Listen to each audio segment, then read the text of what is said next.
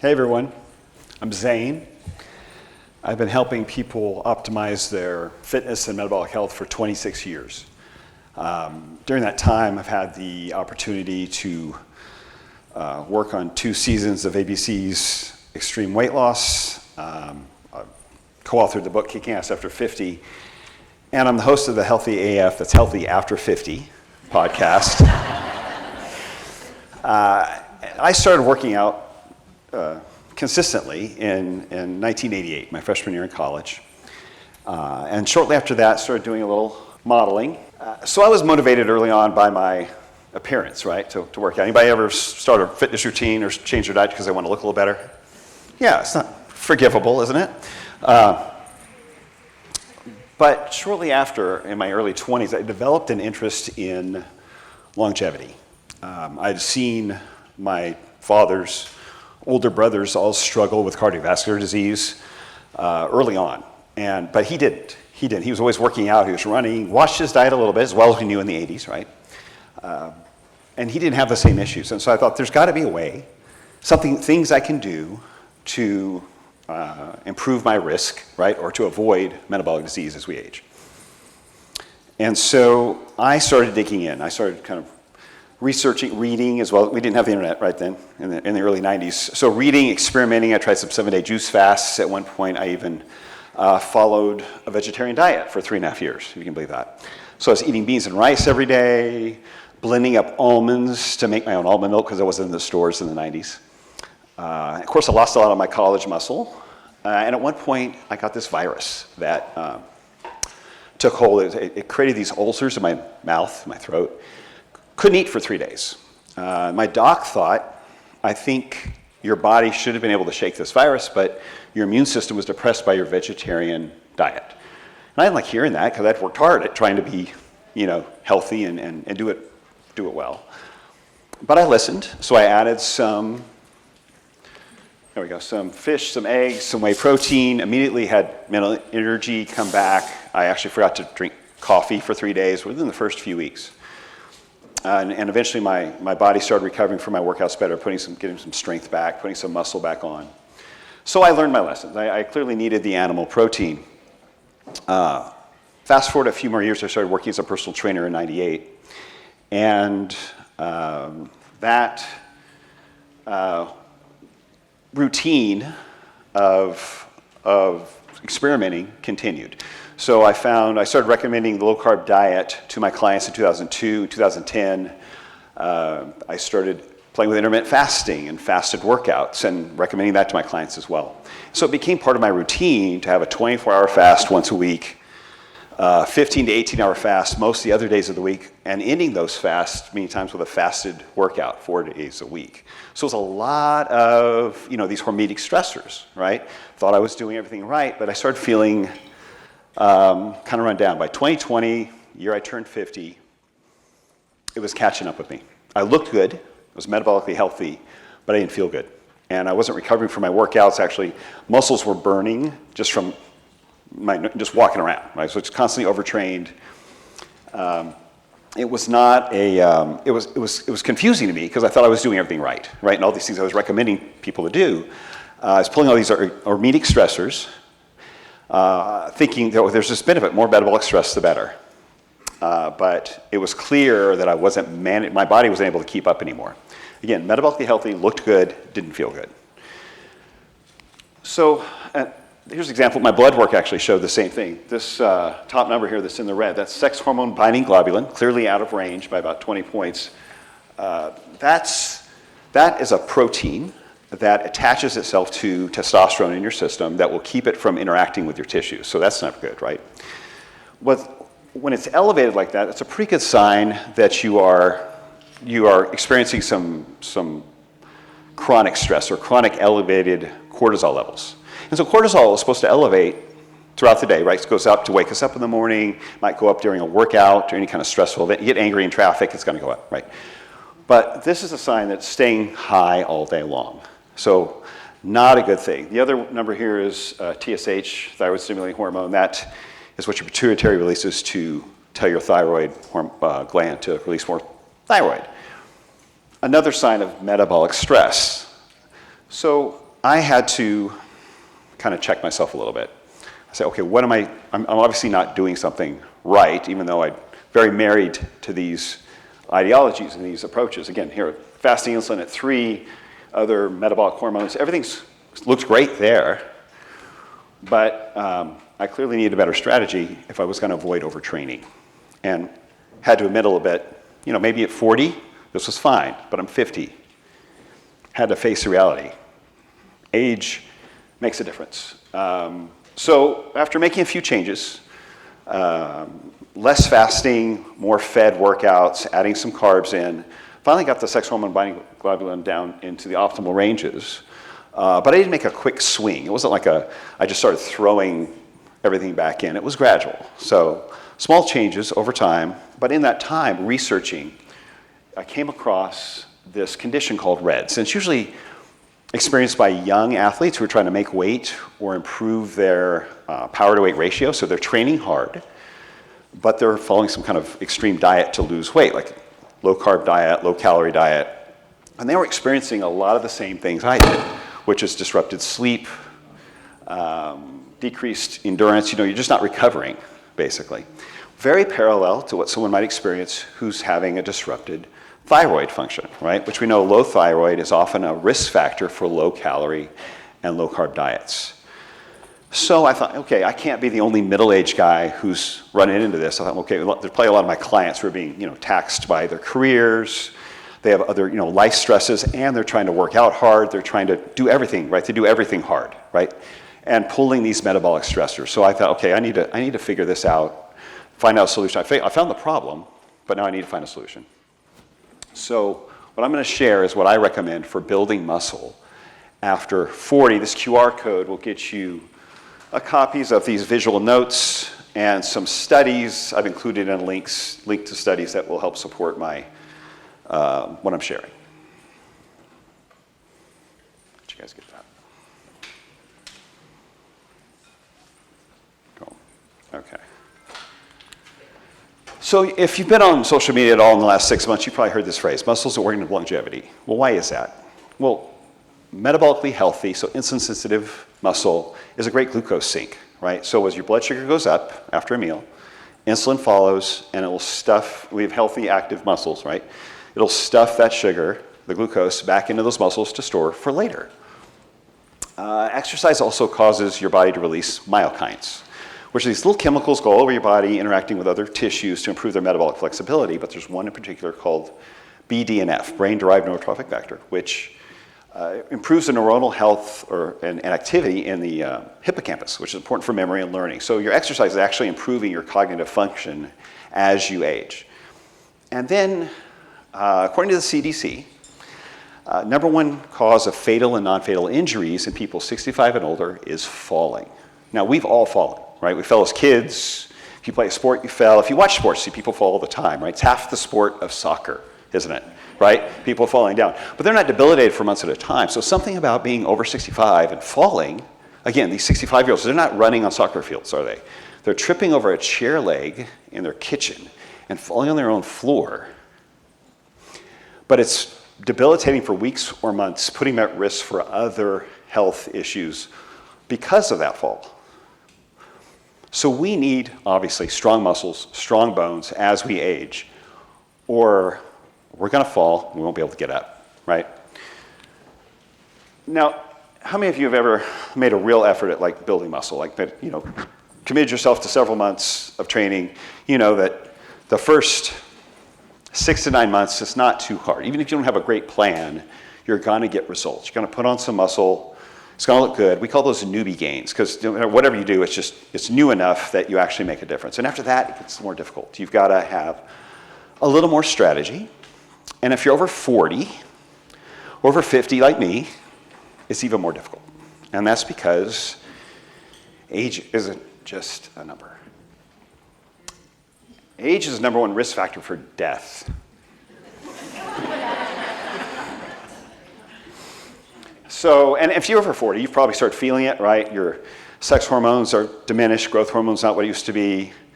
Immune system isn't responding like it did. Just about anything. It's hard to recover from even a bad night's sleep, right? So we need better strategy if we're going to continue to optimize our health as we age. We can't get away with what we got away with in our 20s and 30s. And so we're either reducing or we're building. Now this is just age-related sarcopenia. It's just losing muscle with age. If you're not doing something to hang on to the muscle or build the muscle, you're losing it. And if you do what I did, which is try to work out like an athlete, but then eat like a dieter, your strategies are not matching up. You might get leaner, you probably get in better shape, you might lose some weight, for sure. But you may not build muscle because you've got to fuel that activity just as much as you've got to work for it. So let's understand a little more about how muscles work, and that might help us see how we can build them. Muscles are activated on an as-needed basis, okay, from smallest or low threshold motor units to high threshold motor units, which just means low resistance to high resistance. You wouldn't use the same amount of muscle to pick up a cup of coffee as you would a 30-pound basket of groceries, would you? You'd end up with a face full of coffee, right? So the more resistance you have, the more fibers actually fire, okay? And these low threshold motor units primarily activate what are called type 1 muscle fibers. Now, these type 1 muscle fibers are great for getting you about your day, cruising altitude, right, cruising speed, get your work done, maybe do some steady state cardio, because they have a good amount of mitochondria in them, and they can be trained to burn fat very efficiently. But they don't get very big, right? They're very limited by growth because of that efficiency with fat burning. They're not great for strength, speed, power. They're like cruising speed. And most people have hit their maximum genetic growth potential in their type 1 fibers just by being moderately active. And then we have the type 2 fibers. And they're activated by the high threshold motor units, so more resistance. These type 2 fibers are great for strength, speed, power, and they grow a little bigger than the type 1 because of that. That's just what they're made for. They're made for growth and speed. But because of that, they're more glycolytic. They don't have as many mitochondria. They're not great at burning fat. They're much better at burning glucose. And most people have not maximized all of their type 2 fibers to their genetic growth potential, primarily because of technique, because of their approach in some form, either the way they're lifting, the way they're eating, or both. But this potential for power and this use of glucose also makes them very sensitive to fatigue. So they're easily fatigued, damaged, much more so than type 1 fibers. So that's something to take in consideration when we're training them. And so how do we target these type 2 fibers that are so hard to reach, beyond those newbie gains? There's a few theories. There's metabolic stress, which is what I was creating a lot of. There's muscle damage, and then there's mechanical tension.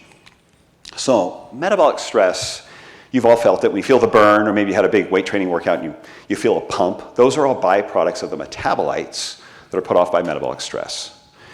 And so when they do studies applying these metabolites to muscle without resistance training, so they're not doing a lift, they're just putting these metabolites with muscle tissue, they aren't able to induce hypertrophy or growth. It just doesn't happen. And if you think about it, let's think about like a 1 mile runner, so a competitive runner. They're creating a lot of metabolic stress, but you don't see 1 mile runners with large muscular legs, do you? No, they're thin, small legs. We know that marathon training actually reduces the muscle mass in type 1 and type 2 fibers. So it's probably not metabolic stress that creates growth. And then we have muscle damage. You've probably heard this theory too, where muscle is broken down and then built back bigger. Well, when they apply compressive force to muscles in these studies without the resistance training, again, just trying to isolate the stimulus, that compressive force doesn't cause, now there is breakdown, there is repair, but they don't repair the muscle fibers bigger. So think of it this way. Let's say you wreck your car, okay? Your car gets in an accident, insurance company comes out, looks at your car, can we fix it? If they can fix it, they're gonna fix it back to the way it was before. If they can't fix it, they total it, right? And they give you enough to replace the car with like value. You're not going to replace your Prius with a G-Wagon, are they? Right, so your immune system's the same way. It's going to either fix it, or if it's beyond repair, it's apoptosis, cell death, replace that muscle fiber with something of like size. And if you think about it, if you have a damaged muscle fiber and you go to your next workout, that muscle fiber is not going to be firing. So it's not really much use to have a damaged muscle fibers when we're trying to create growth. They're just not going to be active. And then we have mechanical tension. Now, mechanical tension is created really inside the fiber under maximal force. As you get closer to failure, what happens is, you may have noticed this, you get closer to failure on a set, your rep speed starts to slow down involuntarily, right? So as you get closer to failure, things start to slow down, things are fatiguing, and you really, as hard as you try, you cannot move that weight any faster. So what's going on in the fiber, if you can get nerdy with me for just a second, there's proteins called actin and myosin. And so when your muscle contracts, they're running past each other like this. They're brushing past each other. And as you hit that slow contraction speed, that involuntary slowing contraction speed, they start to slow down, and these cross bridges are formed between the proteins. And it's the forming of these proteins, or these cross bridges, that tell the body to add more protein to that fiber, which is actually growth. And so this theory is pretty well explained. It's called the effective reps model, or stimulating reps model, explained by a guy named Chris Beardsley. So if you want to dig into his research, his Patreon page is a great resource for that. But again, we need the involuntary slowing of that contraction speed to really create the proper stimulus for the growth. And it can be stimulated by heavy weight or light weight, but I'm going to explain why I think heavier weight is actually more effective. So with heavy weight, when you start, let's say a set to 10, okay, where you would fail at 10 reps, within the first couple reps, you're going to feel that all of the muscle fibers are going to be firing, right? So it's heavy enough that all your fibers got to fire in order to complete those reps. So you have maximal effort, maximal exertion early on. Whereas if you're using a set to say where you'd fail at 20, okay, so you've got a long way to go before you get to failure. And so all those fibers are not firing right away. You've got to wait for a few to fatigue before all the fibers really start kicking in. However, you could start experiencing metabolic stress, so feeling the burn, right? And so in the process of trying to get close to failure to get those last stimulating reps in, you're feeling the burn. You're like, I don't know if I like this. I think I'm working these pretty good. I think I can quit here because they're starting to burn a lot. And if you don't know any better, you don't know to push through that all the way to failure. And so that metabolic stress might cause you to stop short of where you're really getting the stimulating reps to create the stimulus for the added proteins. So you can do it, you can work towards failure in that state, but you've got to be willing to push through the burn. And so how do we know we're creating mechanical tension? Well, in the last 4 to 6 reps or so before failure, those start to kick in, those stimulating reps. It's usually not farther out than 6. It could be 3, depends on you and your set and how much you've done before that, but you're going to notice that right before failure. And it's it's the involuntary slowing. So you've probably seen people talk about a slow tempo training where they voluntarily slow the rep down. So yeah, you're getting the friction between the proteins, but you don't have all of the fibers firing because you're not making maximal exertion. And so at some point in that set, you will get to where you have maximal exertion, but that's what we have to have, the combination of both. Maximal force to get all those fibers firing that we're not reaching most of the time because they only fire as needed with that involuntary slowing. So what does this look like in terms of sets and reps? Because remember, we're not getting any younger, right? We don't need more things to have to recover from. We don't need more volume or more fatigue or muscle damage than necessary, right? So we want it just enough to stimulate the proteins we add to the muscle fibers, but limit as much fatigue and damage as possible. So there's studies which I included with that link, if you get the visual notes. There's meta-analysis looking at a number of studies all done to failure, and they actually found that sets, or doing 4 to 6 sets per muscle group in a workout, perform better at creating growth than 15 or 20 sets.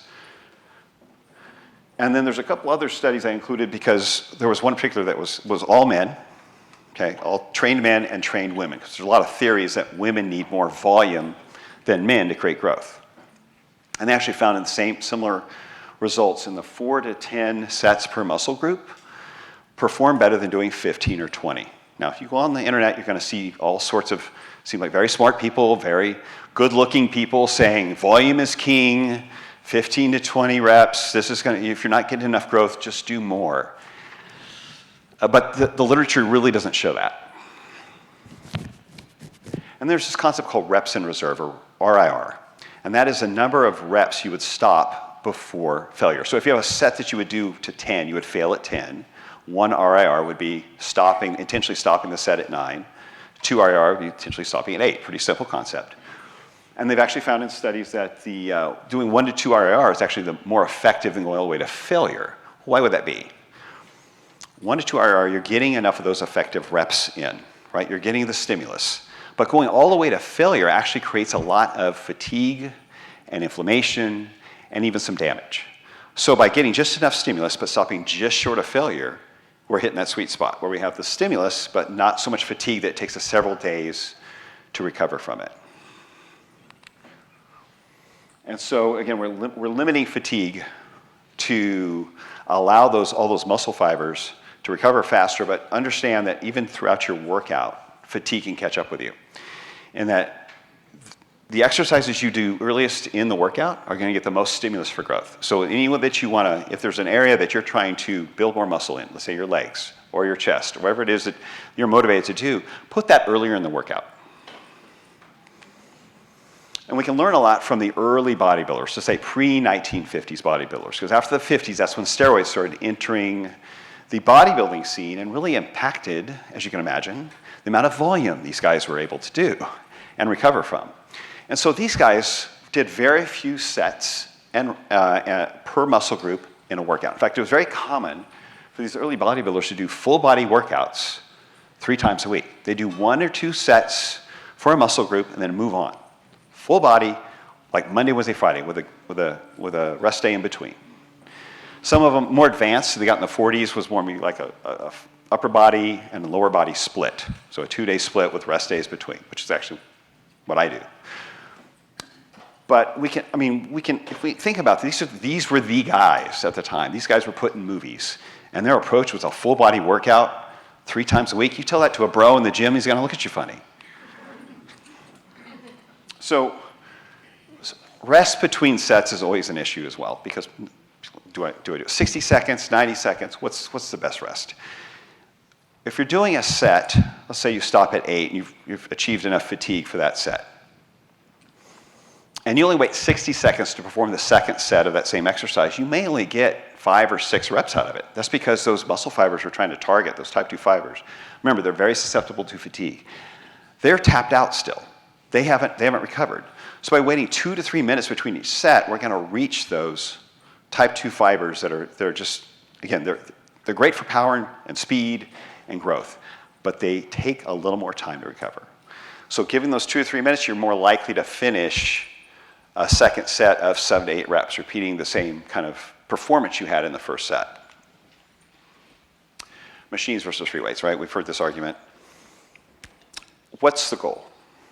Is it athletic performance, or just you want to grow some more muscle and bone as you age? Well, for athletic performance, free weights make sense because you have to stabilize joints, you have to stabilize the spine to perform the free weight, right? You may have a bar on your back or a bar over your chest. There's a lot of energy going to those stabilizer muscles, however. So if your focus is growth, and you're not too worried about, stabilizing everything for, say, playing soccer or, got some demanding sport, machines might be the way to go for you because you don't have to stabilize, so you have a lot more force, a lot more of your energy going to those hard-to-reach type 2 fibers in your primary movers that you're after.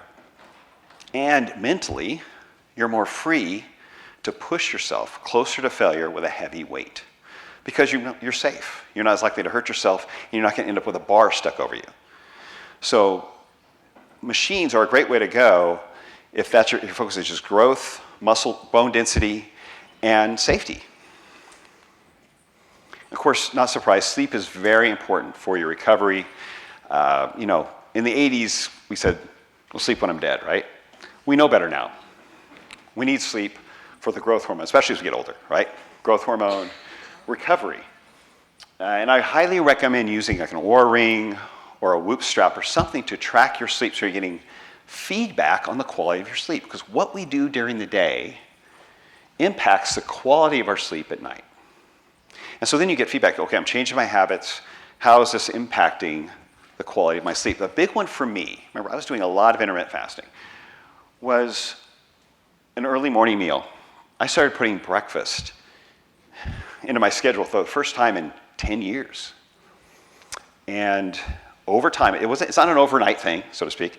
It was within 8 weeks, 12 weeks, I started seeing a difference in the quality of my sleep because that early meal will set your circadian clock as much as early morning sun will. And in addition, I have here, add 30 grams of protein. I also added some carbs in there for that breakfast, which I hadn't done in at least 10 years. And that's because my cortisol levels were elevated, right? They were chronically elevated. They were staying high all day long. And that glucose actually blunts cortisol. It helps make the body relax, and the cortisol levels came back down. So over time, that made a big difference for my sleep. And here's just if you haven't seen Oura Ring app feedback, you've got REM sleep, deep sleep, your body temp, resting heart rate, HRV, respiratory rate. All these things will vary from night to night depending on what you've done many times during the day, or maybe what you're thinking about, what you got going on in your head, how late you ate can impact it. If you had alcohol. So it's some kind of feedback. Are they perfect? No, but it's better than guessing, isn't it? And then eating for muscle mass. As I mentioned, there's training and you've got to fuel it. And this is where I was falling short. So I highly recommend tracking macros and calories if you want to get nitty gritty in this, at least for a while. Now I do it all the time because again, this was my downfall. This was my blind spot. Because I was overestimating my ability to recover without shooting from the hip, right? And pulling out the metabolic stress. And so knowing what you have coming in and what it takes to support your body weight, basically. So you have your BMR, which is basic metabolic rate, right? And then your active calories. Those together create like your maintenance calories, right? So what it takes to support your current body weight with the activity that you are currently performing on average. So you can get that from your smartwatch or a Ring, Whoop strap, and then track your food on an app like MyFitnessPal. Right? Easy. You can get your macros and calories coming there and make sure things are matching up. Again, I do this all the time because I'm a geek about this. But if you just did it for a couple weeks to get started, get eyes on what your meals should look like and get an idea, okay, this is what I know I need to eat to support my activity and my current weight and what my goals are. And then come back and visit it, like every month or every other month for just a few days. And make sure you're still on track, like a little check-in. But again, I got nitty gritty. I got a food scale, started weighing all my protein. I counted my grapes. I made sure I knew what was coming in because I knew what was going out, and this was my blind spot before. So I want to make sure I was hitting it right. And then eating at maintenance calories will allow you what we call recomposition. So you'll maintain the same weight, but with all of your strength training, over time, recomp. So less fat, more muscle, same weight over time, okay? If you really wanted to put on more muscle and you don't mind the scale going up in weight a little bit, put on some size, you could add 10, maybe 15% calories over your maintenance calories. You don't need to do this huge bulk that, again, you see these pictures of people on social media eating these ridiculous meals that we all know are very unhealthy. It's silly. 10 to 15% is enough to sustain growth because we're not putting on 10 or 15 pounds of muscle every month or two, are we? We're talking about slow changes over time. So 10% over is enough to sustain growth. If you're eating below maintenance calories, that's probably not a good plan for growing muscle, okay? If you need to lose weight, great. Lift weights to sustain as much muscle as you can. Hang on to that muscle for as long as you can while you're losing weight. And then you come back and do that when you're at the weight you want to be. But we don't need to. I don't think we need to fear calories. there's a lot of controversy about the relevance of calories. When you're metabolically healthy, calories can make a difference because your body's responding well to the fuel you have coming in. But I don't use exercise as a way to burn calories. Calories is a metric to help me understand how to fuel for performance and recovery. They're a very important part of your recovery. And so, obviously, protein intake, right? We're building muscle. It's made of protein. I highly recommend 0.8 to 1 gram of protein per pound of body weight as a target. And I'm talking about whole food animal protein. I don't have anything against supplementing, but I don't think that should be your main source of protein because there's a lot of micronutrients in animal protein, as many of us know. Very important for other functions, but it's also, I think it's just overall better for what you're trying to accomplish here, by getting a real protein source. And because of the anabolic resistance that comes with age, I recommend breaking up into 3 or 4 meals a day. Because with each meal, if you're getting 30 grams of animal protein in one meal, that's going to have enough of what are called branched chain amino acids, so these specific amino acids that signal your body that it's time to do some repair work. So when you have that much protein coming into your body, you know your body's going to be signaled to, hey, let's go fix some stuff, right? Let's go shore up some lean mass. Let's make sure we hang on to this stuff. Below that, if you're doing 10 or 15 gram snacks, may not be enough to signal it. It's maybe not worth the trouble. So even if you're like a 100-pound person, and your target is only 100 grams of protein, try to divide that up into 3 meals, like 30, 35 grams of protein, rather than snacking your way there and just not having the same impact. You're going to have much more impact with an actual meal worth of protein. I'm going to take the liberty, maybe step on some toes with this one. But I do believe, from my experience, carb intake is beneficial and even necessary to build muscle, and that was my experience. Okay, so I do have studies included with that link that show improved performance, anaerobic performance, growth, strength with a higher carb versus a lower carb diet. And in those studies, lower carb is defined as 25% or fewer of your calories coming from carbohydrates. And so it's these high threshold motor units, right? These type 2 fibers, again, they're very glycolytic, and they just burn glucose very effectively. The other part of that is that anything you're doing to build muscle is an anaerobic activity. Okay, so strength training specifically is an anaerobic activity. Any activity that you would fatigue at 3 minutes or less, okay? So it could be sprinting, not that those are going to build muscle, or high intensity cardio, but any activity, 3 minutes or less, 65% or more of your energy is going to come from glucose, okay? Whether you're eating it or not, and I'll explain that in a minute. Even if you're not eating the glucose, this activity has to be fueled by, could be 65, could be 85, could be 95%, depending on the intensity and the duration of the activity. So what happens during an intense activity, or even, again, you get mad in traffic, you have any kind of stress response, the liver is going to break down this glycogen and fill your bloodstream with glucose above normal glucose levels. If you're wearing a glucose monitor during a workout, you will probably see your glucose go up. Fat doesn't get converted to glycogen. You can't break down fat and turn it into glucose or glycogen. Okay, it's too slow of a metabolic process to supply the needs for anaerobic activity. And there is some contribution of glycerol from triglycerides, right? As it's holding the three fat molecules together. Very small contribution from the glycerol. Okay. So I've heard it. Some of you may have said it. There's no essential carbs. Okay. For survival, no. For survival, your body will make the glucose. That's what we're talking about here. But a metabolically healthy person, I would argue that they're beneficial and even optimal, especially for performance and building muscle. What about gluconeogenesis? I'm so glad you asked that, because the primary substrate from gluconeogenesis is amino acids. Okay, it's protein. And so what happens is, during gluconeogenesis, you elevate these stress hormones, cortisol, epinephrine, glucagon. Cortisol and epinephrine are stress hormones, but they're also catabolic hormones. You have anabolic hormones, which create growth or preserve lean mass. You have catabolic that break it down.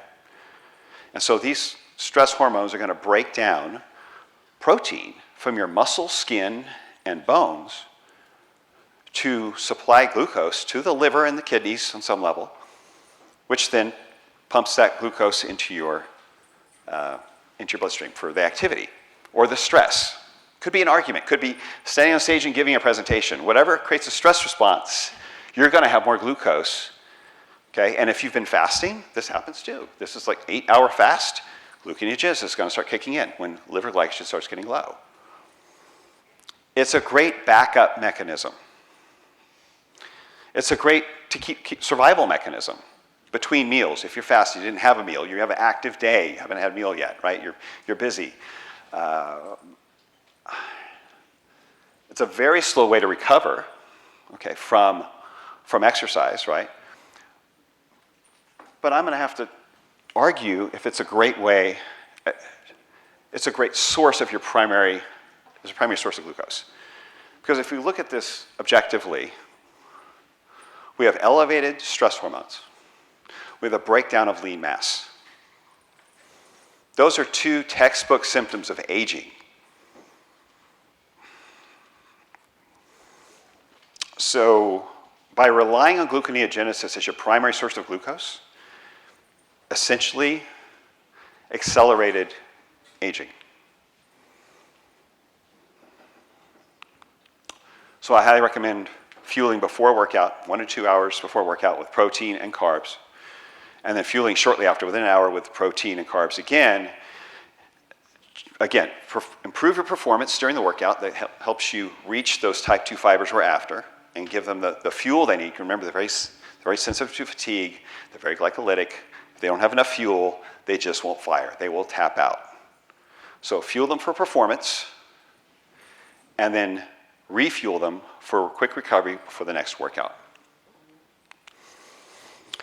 And guys, when I'm talking about carbs, I'm not talking about Fruit Loops and potato chips, okay? I'm saying eat like your great-grandparents did before the 20th century, okay, 1800s.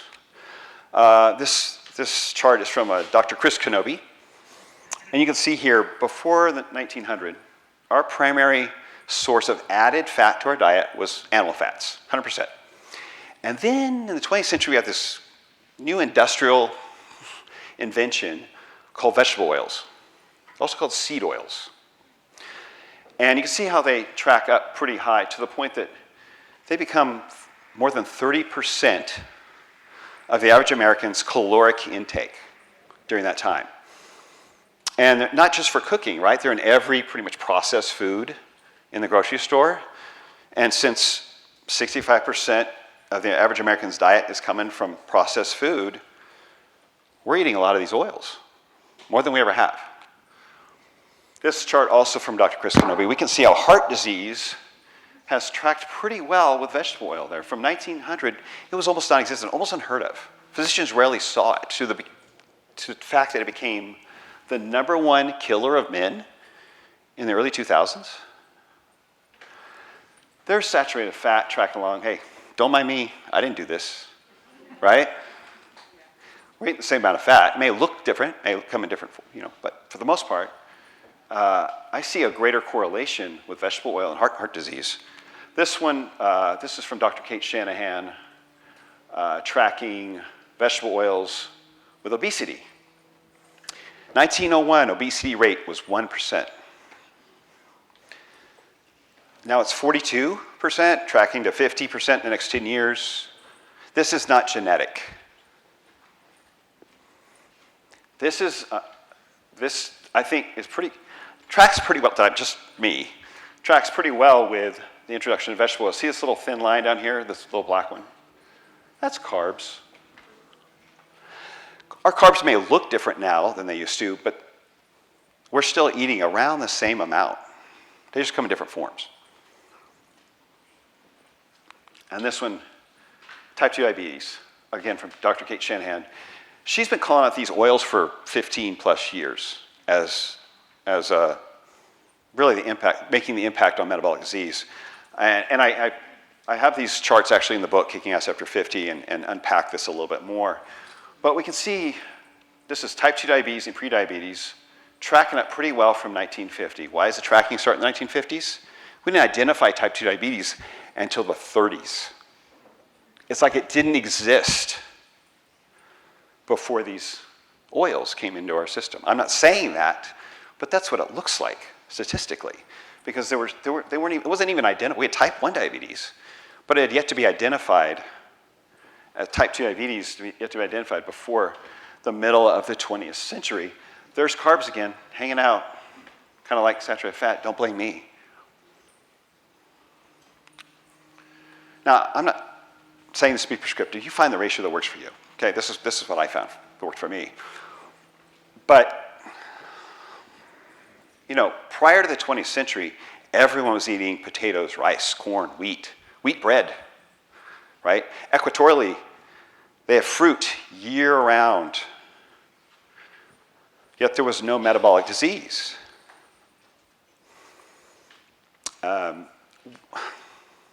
We have to stop blaming whole food for what processed food did. We don't need paleontology, anthropology, or even nutritional biochemistry. We just need a history lesson that goes back 150 years to see this. Because we created this. We created this current level of metabolic disease. So, whatever you do, one ingredient we all need for our health journey is consistency, right? You need to know your why. You need some pretty compelling reasons to stick with it.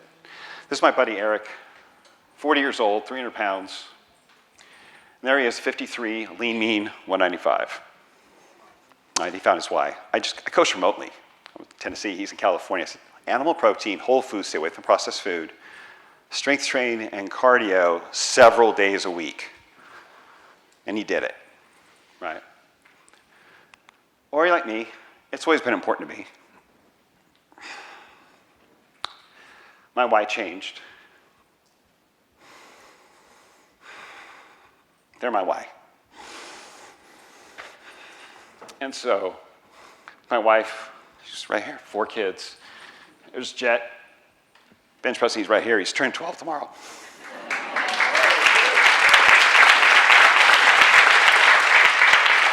Happy birthday, Jet. I want to leave for them an example of how to stay healthy as we age. So right now, staying healthy is easy for them, right? They're young, but they'll hit all the hurdles that we do, right, at some point. And I want, pardon me. I want them to have seen it walked out and to learn from my mistakes.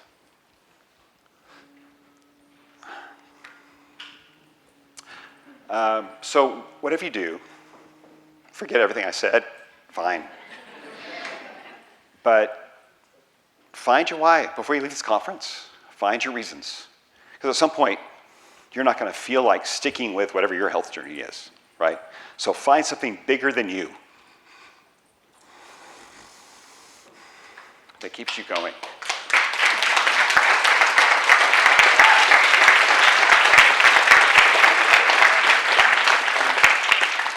Because we do need to pay attention to what our bodies are telling us, right? How we feel, how we perform, blood work, tracking apps.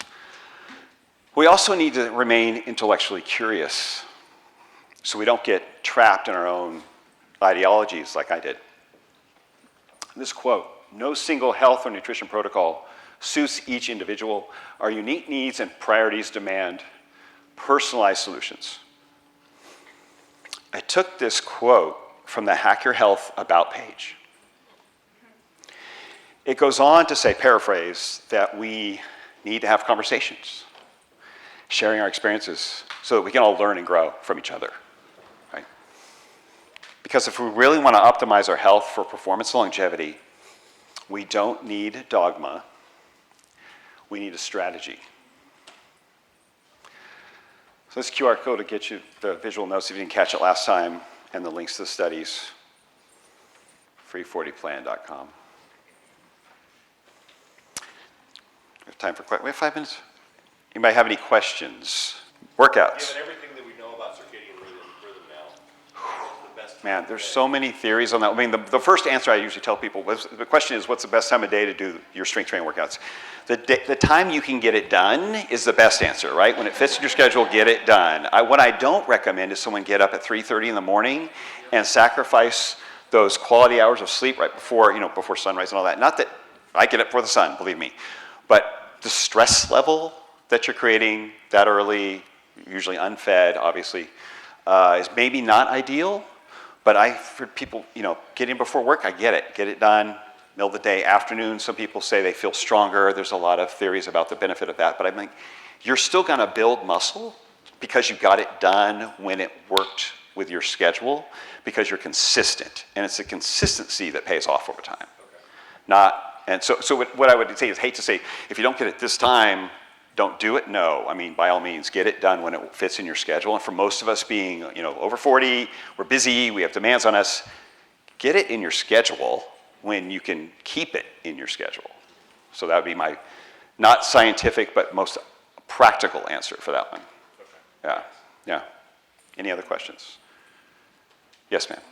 You said something and I just missed it. You said you want to get your protein in more like 3 bolus meals a day, because if you're just snacking your way through it at 10 to 15 grams of protein, it's not enough to trigger what? Trigger muscle protein synthesis. So when you have that amount of animal protein, you're going to have enough what are called branched chain amino acids, which are specific amino acids that signal your body, let's go do some growth.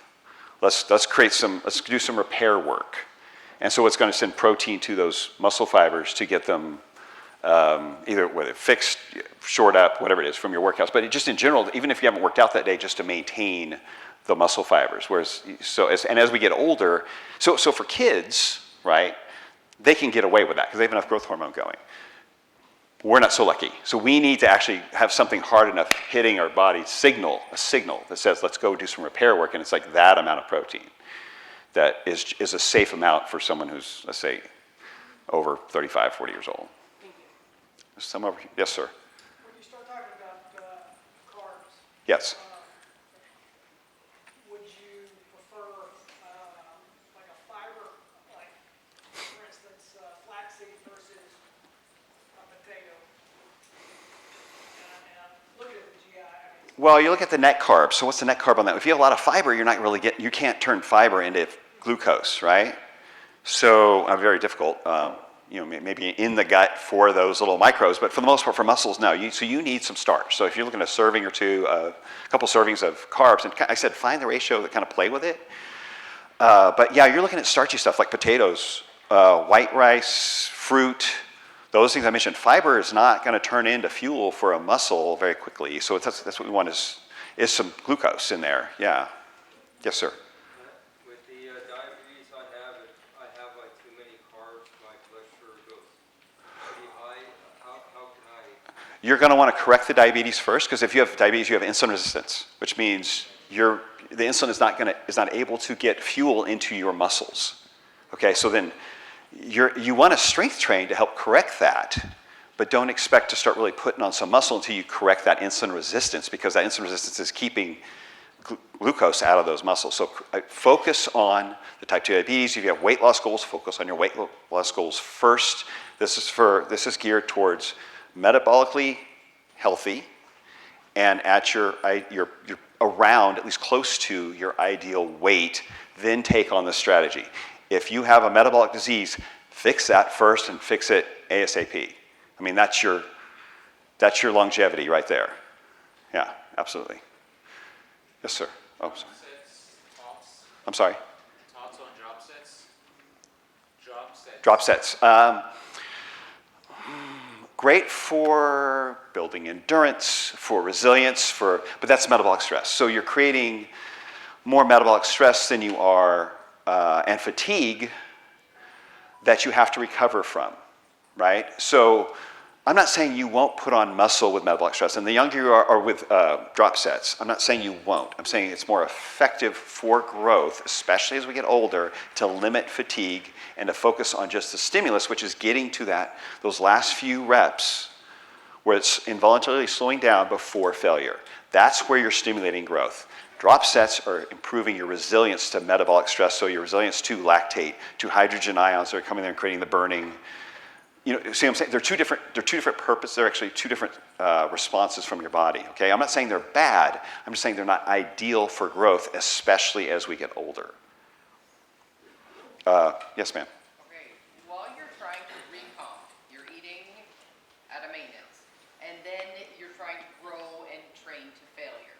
As you shift and want to, maybe you're cutting for summer Sure. or a show or something, does it then make sense to, as your calories go down, to instead of training to failure, to be doing more volume? Like, would you make a shift based on your goal and what you're trying to do to not necessarily build the muscle, but maintain it as you're trying to recomp in a different way with a caloric deficit?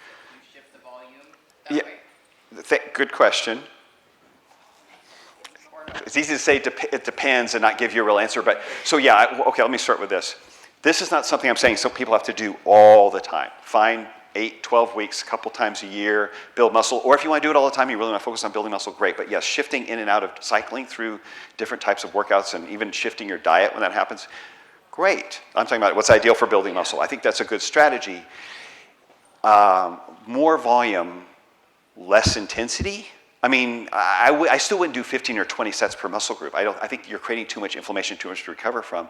You could still use this technique to sustain that muscle or hold on to that muscle, maybe do less of it, and if you're trying to cut down, focus on do more cardio, do more interval training, do some type 2, type 3 steady state.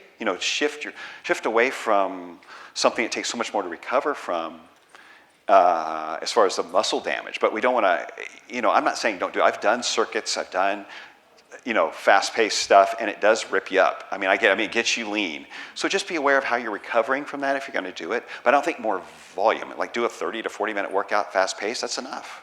I think we just have to be aware of the fact that our bodies don't respond to workouts the way they did when we were younger, and pay attention to that fatigue. If it starts creeping up on us, we're not recovering. We're not, maybe we start feeling run down, starts disrupting our sleep. Understand that can be coming from too much diminishing returns. Right. Yeah. Too much to recover from. Okay. And realize that, okay, that's okay. Just adjust. Yes, sir. I'm sorry. Yes, sir. Yeah. Thanks for a great talk. This was very interesting. Thank you. Quick question. You talked about sort of the pros and cons, or using free weights and then using machines. The pros and cons of those two. Do you have any comments or thoughts that you can give about variable resistance training or bands? I love variable resistance training and bands.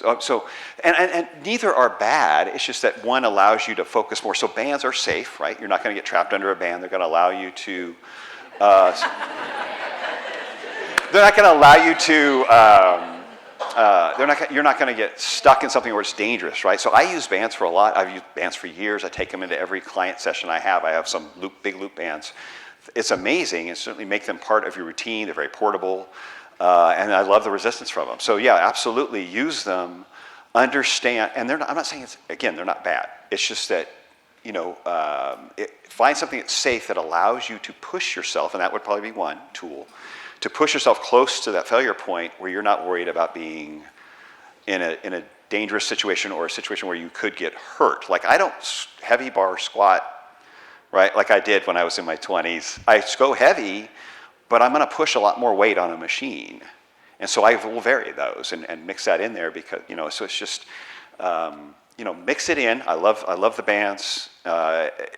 It's just use what seems to be working for you, but those are definitely great resistance. I probably said too much about it, but I do love the bands, yeah. Hi, hun. Hi.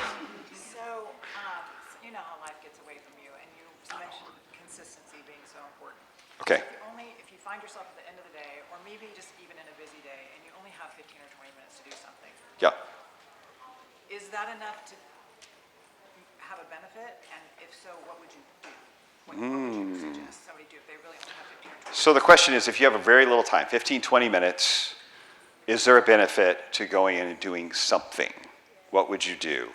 Yes, I would do this. I'd pick 2 or 3, 4 exercises that I wanted to focus on that were like areas that I wanted to make sure I was growing or continue getting stronger with, and do those exercises and understand that you're creating more benefit by doing it than you would if you didn't, right? And just focus on those things or what you feel up for. If you're taxed to rushed, then focus on this. If you're still wanting to grow muscle and that's your goal, find 2 or 3 exercises to do 20 minutes of that same workout. So I mean that's yeah, absolutely, definitely worth it. Yes, Lindsay.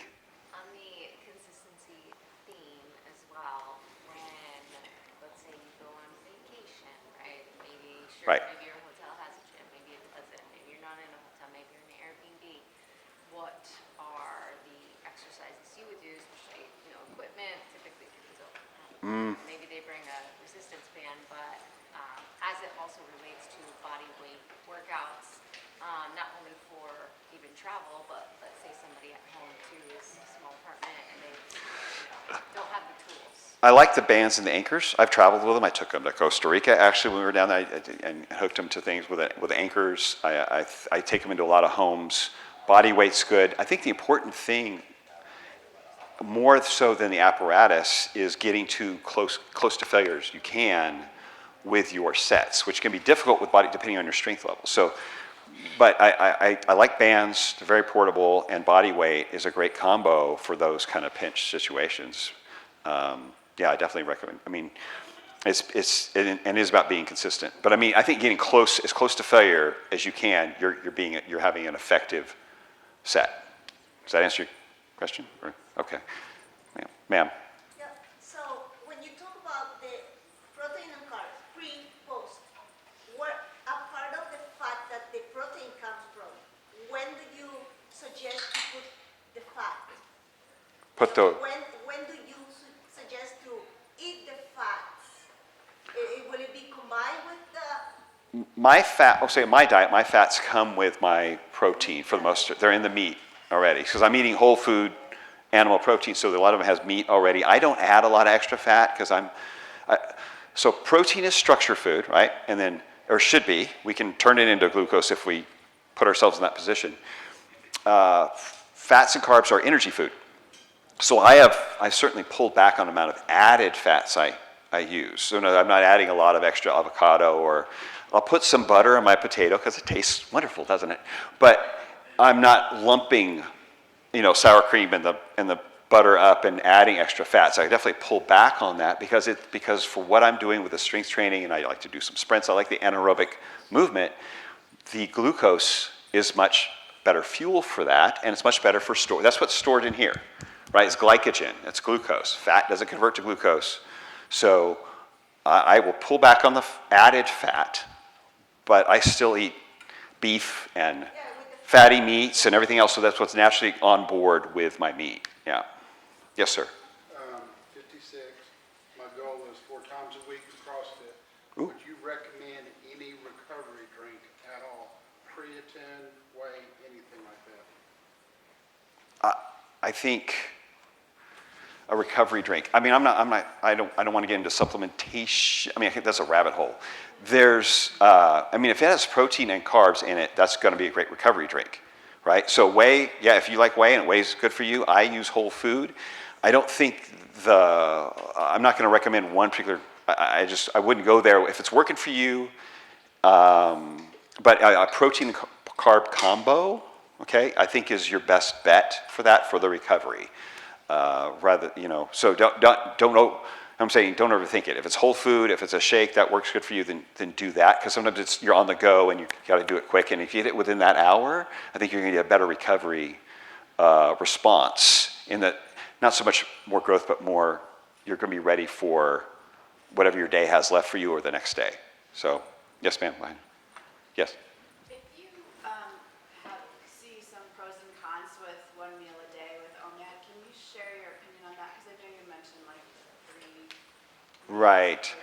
Do you see any usefulness for OMAD, or If you really want to lose weight and you're trying to improve your metabolic flexibility or metabolic health, I think there's a place for it. Certainly wouldn't do it every day. I wouldn't do it often. I'd pay attention to your stress levels because you are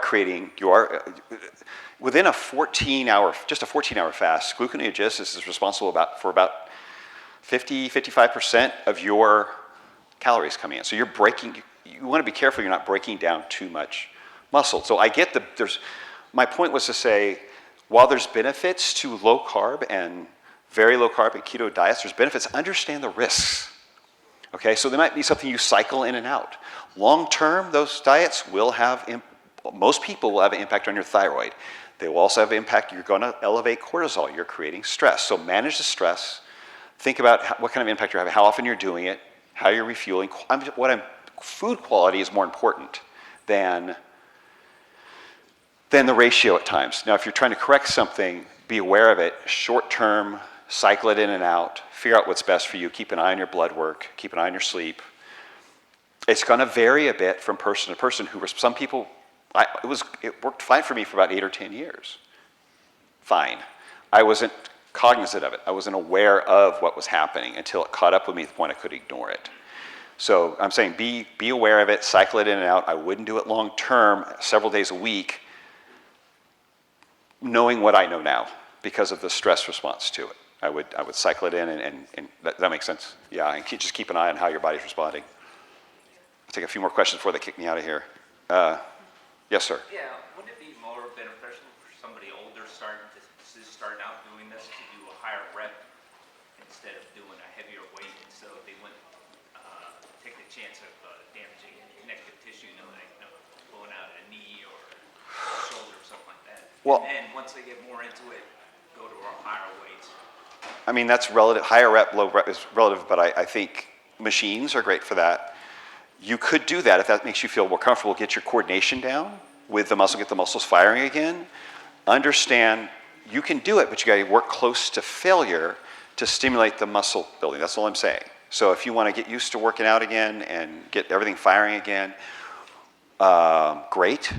But understand that you have to have those stimulating reps that are within the last few reps before failure. It's not the metabolic stress, it's not the burn that's going to cause the muscle growth, it's the mechanical tension. So as long as you're reaching mechanical tension, you're going to grow. You can do it with high reps, but you've got to push through the burn to get right up like 1 rep short of failure to really make that effective, and then be aware of the metabolic stress that's created by that, because that fatigue will impact your recovery and maybe how you recruit those fibers. So it's the risk to benefit ratio again. Like, that's a good payoff for you. That seems less risky because you're less likely to hurt, but understand that means you've got to pay more attention to how close you get to failure to really stimulate the muscle. Make sense? You got to push through the burn to get to that close to failure. And then work it down. And find what works best for you. I'm not saying you have to go heavy. I'm saying to me, it seems more effective and more efficient because of the way our body responds to the metabolic stress. But by all means, you can do it. You just be more mindful of where you are in your set. Yeah. Any more? Let me check with Aaron. How we got? Okay. Well, I'll take one last question back here, sir.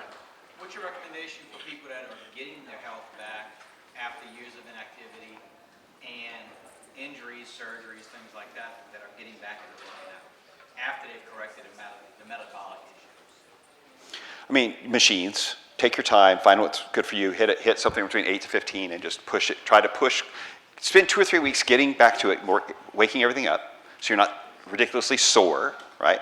And then as you start pushing up to that failure, you'll notice you can. Just find a safe range for you that you're comfortable. I would definitely stick with machines for that. If that's a concern, you've had surgeries, and go with machines all the way. Yes, okay, one more here. Yes, sir. What's your take on coffee or caffeine before a workout? Like 30 minutes to 1 hour before a workout. And what's your... I mean, yeah, do you drink coffee? I'm not going to say start drinking coffee, but if you already drink coffee, I definitely drink coffee. I mean, before a workout, yeah, it gives you a little caffeine. There's a bit of benefit to performance, especially aerobic performance, but certainly with anaerobic, you're just going to feel less tired, you have more energy, go with the coffee. Yeah. Thank you, man. Sure, absolutely. All right. Thank you.